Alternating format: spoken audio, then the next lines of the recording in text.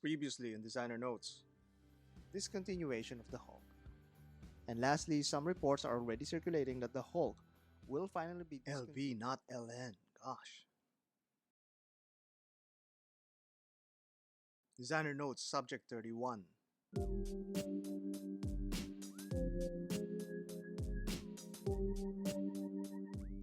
What subject would you like us to discuss next? Subscribe and comment to let us know. It's here. Rolex finally unveiled its watches for 2020. The highlight, like what we've been expecting, is the new Submariner. However, there are a few surprises that we didn't see coming. Okay, some viewers were hoping for them, and hopefully it did satisfy them in some way. So here's the official Rolex releases of 2020. The Submariner is updated subtly, but it does make a big difference once you compare them from the previous generation. Here they are side by side. The changes may not be noticeable, but it's there, and it's actually making sense. The lugs are narrower. This gives a more vintage feel to the new subs compared to the chunkier lugs of the maxi case. Speaking of the maxi case, all of the 40mm cases will be officially discontinued and replaced by the new 41mm case.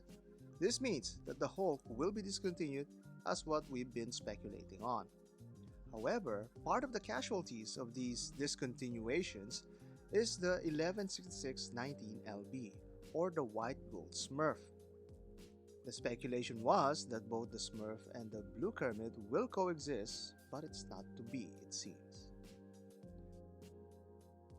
The cases may be larger on paper, but they do appear slimmer than the previous generation.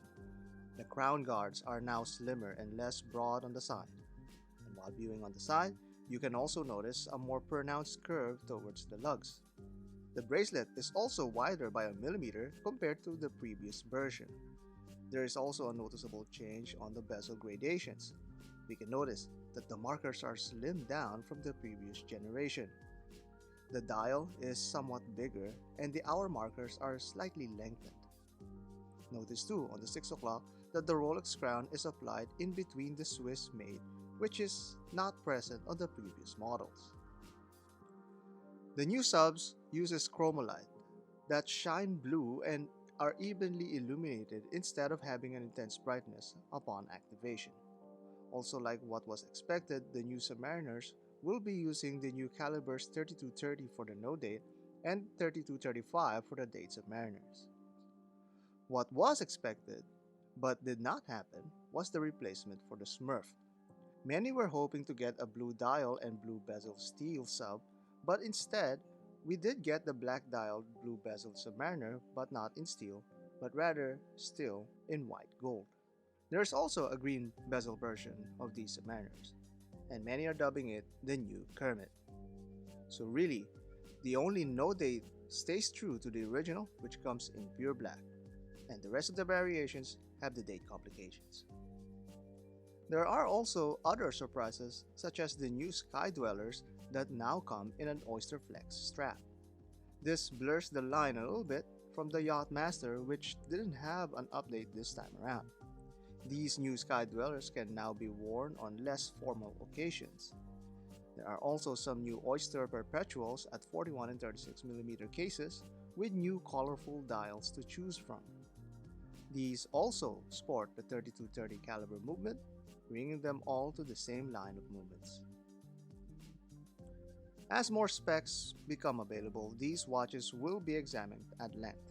It's a little disappointing to some that the new Submariners did not have the all-blue theme we wanted on the Oyster Steel, nor even a new no-date sub, but it might be for the best. In my previous render, I even rendered a no-date sub with a blue bezel and blue dial. But now seeing what Rolex is doing on the no-date sub, or should I say the original sub, remained true to the original heritage of the watch since the original Submariner did not have a date window. It's the one that carries the torch high and proud.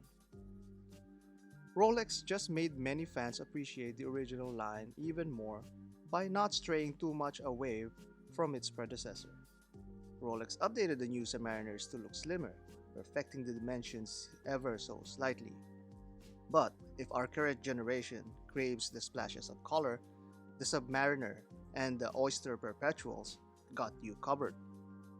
But for the purists, the Submariner remains true to the spirit of the legendary dive watch.